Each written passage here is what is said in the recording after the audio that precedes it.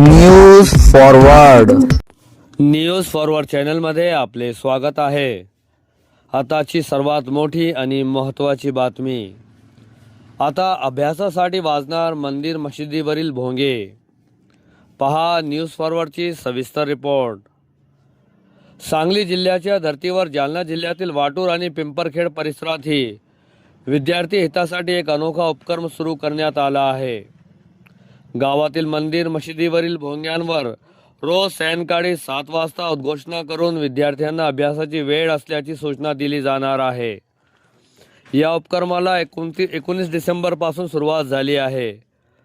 या दरम्यान घरातील टीव्ही मोबाईल बंद ठेवणे बंधनकारक असून सायंकाळी 7 ते 10 वाजेपर्यंत आणि पहाटे 5 ते 7 या वेळेत सलग अभ्यासासाठी राखीव वेळ निश्चित करण्यात आला आहे।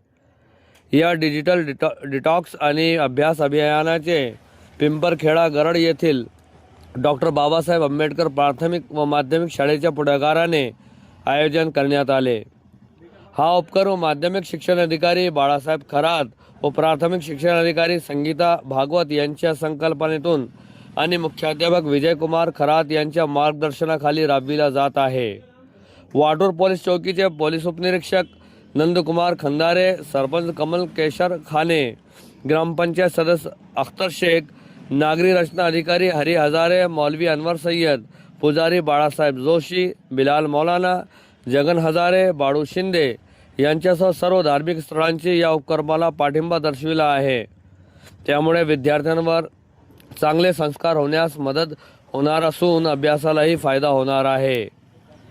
या उपक्रमामुळे गावातील विद्यार्थ्यांमध्ये शैक्षणिक वेळापत्रक पाळण्याची सवय आणि अभ्यासाची दक्षता वाढण्यास मदत होणार असून जालन्यातील इतर गावांनाही याचा आदर्श घ्यावा असे आवाहन करण्यात आले आहे। हा उपक्रम सुरू झाल्यापासून विद्यार्थ्यांचा अभ्यास करण्याकडे ओढा वाढला असल्याचे दिसून येत आहे।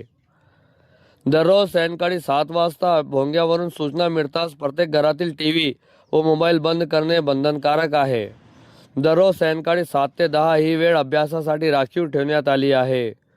रोज पहाटे 5 ते 7 या वेळेतही मोबाईल वापरास बंदी आणि अभ्यास सत्र सुरू राहणार आहे।